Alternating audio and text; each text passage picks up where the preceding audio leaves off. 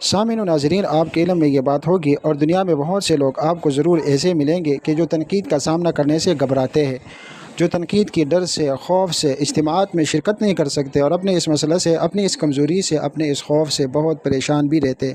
تو آج کی مختصر ویڈیو میں اس کا حل بتائیں گے۔ السلام علیکم ورحمۃ اللہ وبرکاتہ، نحمدہ و نصلی علی رسولہ الکریم، اما بعد۔ ذی وقار سامعین اکرام و ناظرین، آج جس موضوع پر مختصراً لب کشائی کرنی ہے وہ موضوع ہے تنقید۔ سامعین و ناظرین، آپ کے علم میں یہ بات ہوگی اور دنیا میں بہت سے لوگ آپ کو ضرور ایسے ملیں گے کہ جو تنقید کا سامنا کرنے سے گھبراتے ہیں، جو تنقید کی ڈر سے، خوف سے اجتماعات میں شرکت نہیں کر سکتے اور اپنے اس مسئلے سے، اپنی اس کمزوری سے، اپنے اس خوف سے بہت پریشان بھی رہتے۔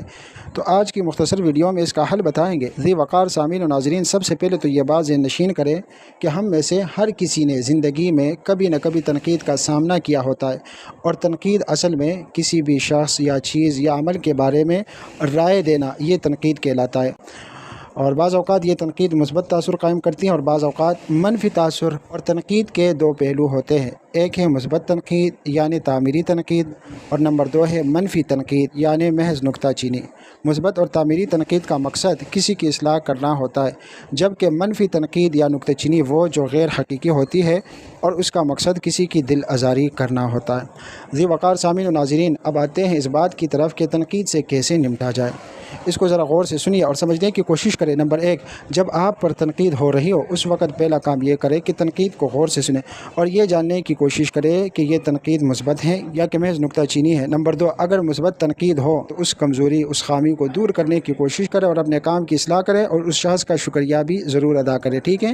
مثبت تنقید کو قبول کر کے اپنی اس خامی کو، اس کمزوری کو دور کرے، اپنی اصلاح کرے اور مثبت تنقید کرنے والے کا شکریہ ادا کرے۔ نمبر تین، اگر آپ سمجھتے ہو کہ تنقید کرنے والے کی تنقید مثبت نہیں ہے، منفی ہے، تو منفی تنقید پر توجہ نہ دیا کرے، اس تنقید کو کوئی اہمیت نہ دے۔ اعتراضات نکالنے والے بہت ہوتے، ان کی بات سن کر ان سے کہیں کہ آپ بھی ٹھیک کہتے ہیں، ایسے لوگوں سے بحث ہی نہ کرے۔ شاعر کہتا ہے، لوگوں کی باتیں زیادہ نہ تول، ماضی بلا کر اپنی قسمت کھول، تبسم کی جادوگری نہ بھول۔ یہ ہے کامیابی کے اصول۔ مسکراتے ہوئے ان کی تنقید سن کر آگے بڑھیے، انہیں کوئی توجہ نہ دیں، ٹھیک ہے؟ یہ بات آئی سمجھیں؟ مسکراہٹ منفی تنقید کا بہترین جواب ہے۔